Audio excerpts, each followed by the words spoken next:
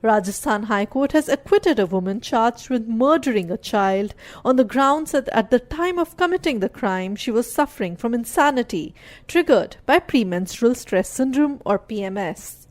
The court relied on the testimony of 3 doctors who agreed that the woman suffered from severe PMS, with one doctor saying her symptoms were so bad she needed to be tranquilized.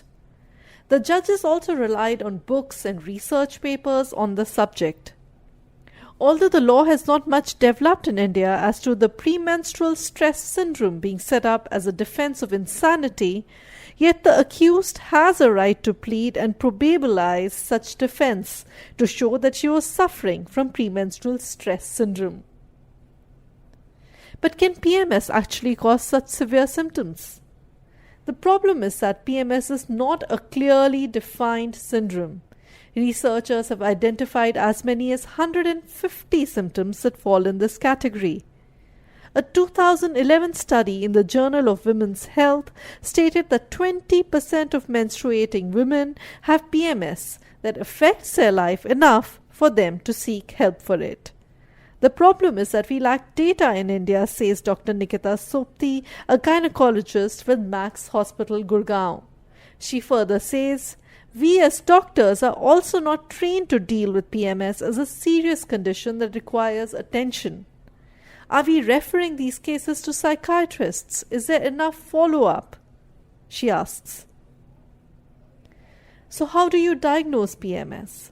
If symptoms like depression, insomnia, and extreme fatigue are recurring for at least 2 menstrual cycles, if the onset of symptoms is around ovulation and they significantly disrupt your life, if these symptoms disappear within 5 days after bleeding begins, you may have PMS.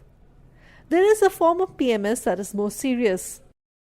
Premenstrual dysphoric disease or PMDD has been recognized as a mental health disorder by American Psychiatric Association's Diagnosis and Statistical Manual of Mental Disorders.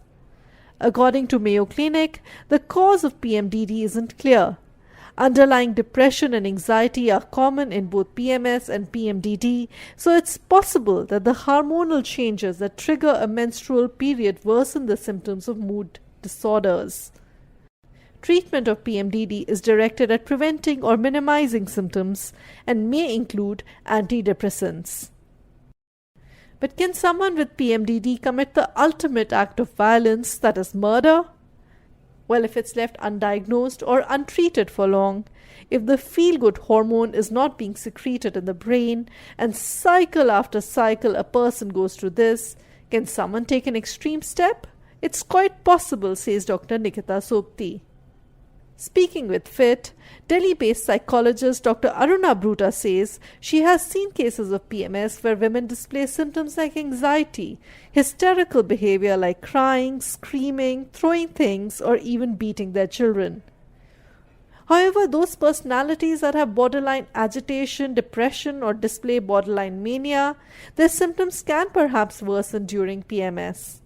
Killing itself is psychotic behavior, says Dr. Bruta. PMS, or more correctly PMDD as criminal defense, is rare in India.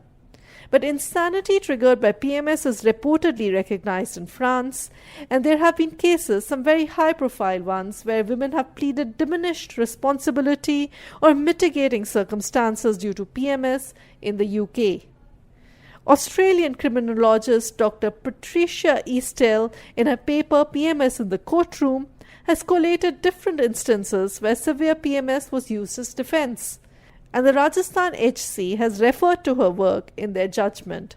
An attempt in the US to apply this defense was met by resistance, mainly by feminist organizations that feared it would perpetuate the image of a woman as a slave to her hormones. It's a real fear, but so is the medical condition that leads to severe PMS. In her paper, Dr. Eastell talks about the burden of proof and how it must meet the most rigid requirements in these cases.